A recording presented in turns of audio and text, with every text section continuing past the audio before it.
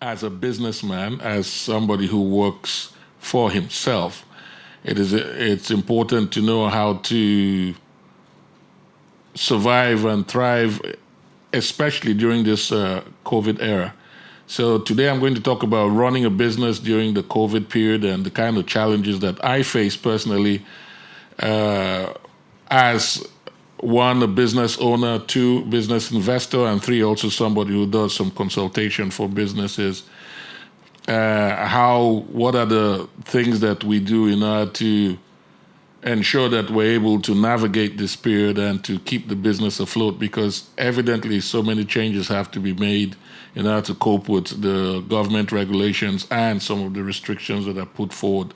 So today I'm going to take a look at one or two of the things that I do and some of the strategies that I actually put in place in order to help the businesses survive. It says business is trading, making stuff to sell, or providing a service for a price. It doesn't matter the size, the fundamental principle is the same. So business is trading. We simply use the word business in order to refer to somebody selling one thing to that. So we're all conducting business on one particular form or the other. Business is just basic trading. It says business operates to trade and make a profit based on that trade to afford the business owner a livelihood. Those are the only notes I made. So the livelihood of the business owner depends on the productivity of the business. Depends on the ability of the business to sell its product or services at a price where they're able to realize some profit and still deliver quality. So that's it for me. The business I currently live in Bali in Indonesia. So the business that I have and that I've also invested in has to do with hospitality. Others have to do with products like herbal tea and some other things that that I'm actually involved in. Now, what the COVID did was the COVID sort of like stagnated the business in terms of visitors coming, and then the institutions that actually buy products from us can't buy those products at a regular as they used to, simply because you had a stop in traveling. People couldn't travel as they did before all the traveling restrictions. So most of the institutions that subscribe to the products that we provided put a stop on orders. And so we had to look for other ways in order to ensure that the business stayed afloat. One of the things that we did was we looked at the products that we were selling, because fortunately when we set up the business for both wholesale and retail. So we had both business to business and business to consumer type scenarios. And also when you consider that right now, literally everything is moving online. And so the conventional way of doing business before has actually changed. So you have to adapt to this new way of doing business. And next is the electronic pay. So you have to adapt to all these changes, these technological changes that are revolutionizing businesses worldwide. So one of the things we did was we started moving a little bit more of our activity online. By that I mean we took the budget from the offline marketing and moved a substantial chunk of that budget to the online marketing in order to get more traction online, and then started investing more in logistics and preparation, packaging, that sort of thing, and dispatch, so the products would actually get to the customer faster based on orders.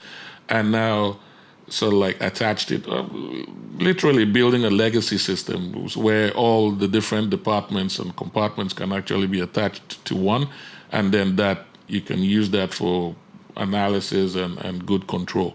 So the CRM, which is a customer relations management system that we have, which takes information with regards to all activities we have with customers. We take that system in, and then we attach that to the online campaign, and also surveys and things, to improve the quality of the product and get feedback from the customers with regards to how the product is developing, or if they want changes or if they want modifications, simply because most of our products were tailored for the hospitality industry anyway. So now retailoring some of that, to go into the retail market would involve changing some of the dynamics of the product. So those are some of the things that we had to focus on. I also want to talk about like the structure of the company itself, the structure of the business in terms of COVID. One of the things that I initially decided to do was to look at the situation in terms of the staff, the contributions that the workforce was making, and the sales that we were getting, and how to make sure that it's relative. Ultimately, you don't want to lay off anybody. It's a difficult decision to make, especially at a time like this when it's so everything is so heavy. To use a lesser word, everything is so heavy. So you now look at how do we rotate the staff so everybody gets something, and then you also look at situations where you can supplement the income by providing, like a gift pack at the end of the month that have some of the essentials that they need.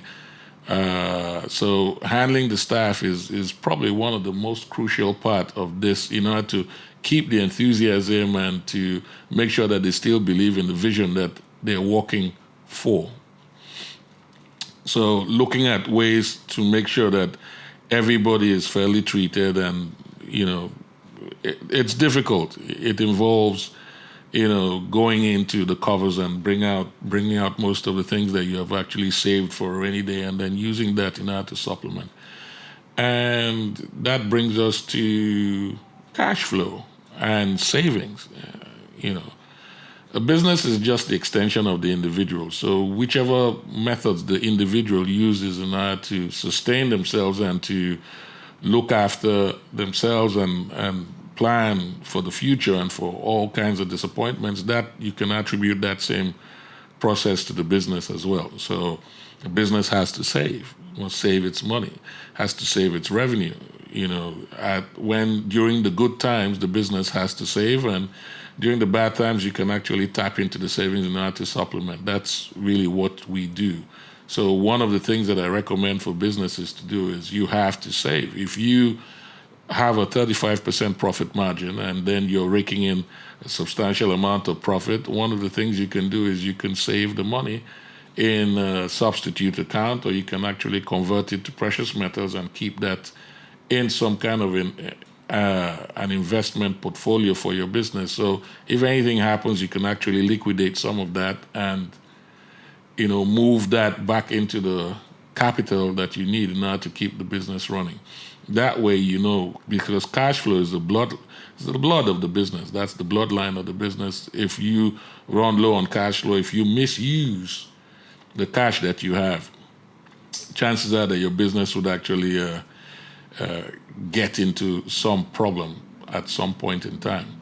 We reduce long-term liabilities like debt, bank loans, and all that. We only use those facilities if we're going into a project that requires factoring, or a project that requires us to actually hold on to a substantial amount of the capital that is injected into it, or contribute more of the injection capital. So let's say we have a project now, and the project requires $10,000 to actually process it, and we can only afford to put in $2,000 based on the deposit that has been paid and whatever we have in our own coffers.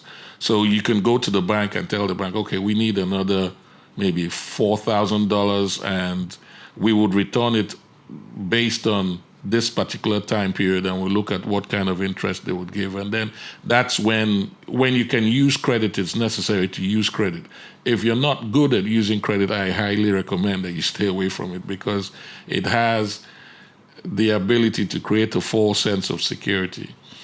I would backtrack on this later on. I know I'm just zooming through different things, but it's just to give an overview of some of the things that we have done in order to stay afloat and to try and keep the business still relevant and keep things moving in this trying period.